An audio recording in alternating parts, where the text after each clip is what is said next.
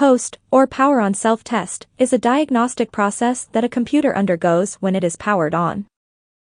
During P.O.S.T, the computer's hardware components, such as the processor, memory, storage devices, and input-output devices, are tested to ensure they are functioning correctly. P.O.S.T checks various aspects of the hardware, including memory integrity, CPU functionality, peripheral connections, and the BIOS settings. If any issues are detected during the P.O.S.T process, the computer may produce error codes or beep patterns to indicate the nature of the problem.